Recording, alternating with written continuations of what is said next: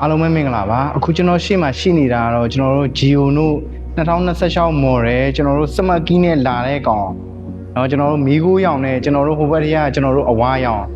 เนาะကျောဆိုင်မှာဒီနှစ်စီးတော့ရှိရဗျာเนาะ Geo တို့ရှာနေတဲ့ညီကိုတွေအတွက်ဆိုရင်တော့စမှုစာခွန်ကျွန်တော်တို့ control ဘန်ကျွန်တော်အုံနှွဲအုံရိုင်မှာရှိတဲ့ညီကိုတွေရောတခြားနယ်ဝေးရညီကိုတွေရောကျွန်တော်တို့ Geo တို့ရှာနေရဲဆိုရင်တော့ကျွန်တော်ဆိုင်မှာဒီနှစ်စီးတော့ရှိတယ်နေဝေးရညီကိုတွေအတွက်ဆိုရင်လည်းကျွန်တော်တို့အဆင်ပြေအောင်လုပ်ပေးထားတယ်ဗျာเนาะအဲ့ဒါဘယ်လိုလဲဆိုတော့ကျွန်တော်အိမ်ရောက်ငွေရှည်ကျွန်တော်စာချုပ်ရှုပ်ပေးတယ်ပြီးသွားတဲ့အခါကျရင်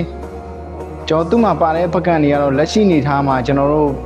အင်ဂျင်ပကံပါမယ်ဗျာเนาะအင်ဂျင်ပကံပါမယ်ပြီးရင်ကျွန်တော်ပန့်ပကံပါမယ်အင်ဂျင်ပကံကကြတော့ကျွန်တော်တို့သတ်မှတ်ထားတာကကြတော့ကီလိုမီတာ3000เนาะပြီးရင်3နှစ်ပေးထားတယ်ကျွန်တော်ပန့်ပကံကလည်းကီလိုမီတာ3000เนาะပြီးရင်ကျွန်တော်တို့3နှစ်ပကံပေးထားတယ်ဗျာเนาะအဲ့ဒါတော့